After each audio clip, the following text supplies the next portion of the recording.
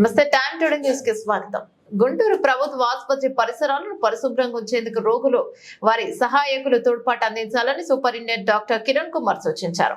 మంగళవారం స్వచ్ఛ హీ సేవలో భాగంగా ఆయన శ్రమదానం చేశారు. ఆసుపత్రి బయట నెలకొన్న అపరిశుభ్రతను ఆయన పరిశుభ్రం చేశారు. నిరుపయోగంగా ఉన్న తాటాకు పందిరిని ఆయన తొలగించారు. హోటళ్ల వద్ద అపరిశుభ్రంగా ఉండటంపై ఆయన అసంతృప్తిని వ్యక్తం చేశారు. సరైన వాతావరణం కల్పించకుండా నిర్వహణ ఎలా చేస్తారంటూ విచారం వ్యక్తం చేశారు.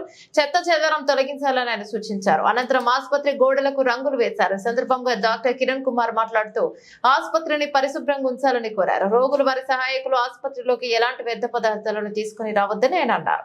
రోడ్లపై అడ్డదిడ్డంగా ఉన్న వ్యాపారాలు చేయడం వల్ల ఆసుపత్రి లోపల వాహనాలు పెట్టేందుకు పార్కింగ్ సౌకర్యం లేకపోవడం వల్ల ఇబ్బందులు పడుతున్నట్లు ఆయన చెప్పారు. వ్యాపారాల వల్ల ఆసుపత్రి లోపలకు ఎలుకలు, పందికొక్కులు, కుక్కలు వచ్చి గందరగోళం చేస్తున్నాయని ఆయన చెప్పారు.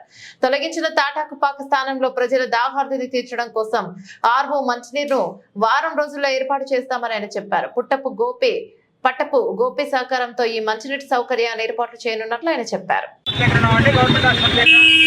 సెక్యూరిటీ వాళ్ళకి ఒక చిన్న రూమ్ ఉంది. ఆ రూమ్ ఇట్లా కరుడుగా ఉంది. ఇది గత కొంతకాలం నుంచి రెడ్ పెయింట్ వేసేసి ఒక యూనియన్, మన హాస్పిటల్ ఎంప్లాయీస్ యూనియన్ ఇక్కడ పేరు రాసుకున్నారు.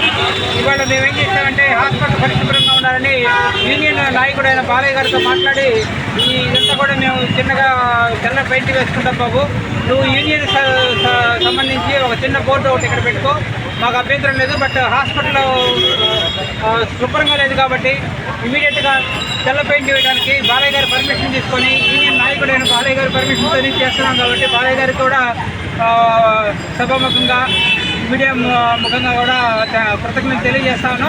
అలానే హాస్పిటల్లో పనిచేసే వాళ్ళే కాకుండా ఇక్కడ వచ్చే ప్రతి ఒక్క రోగుల సహాయకులు కూడా హాస్పిటల్ పరిశుభ్రానికి, హాస్పిటల్లో ఉన్న పరిశుభ్రమైన వాతావరణానికి సహకరించాలని కోరుతున్నాను.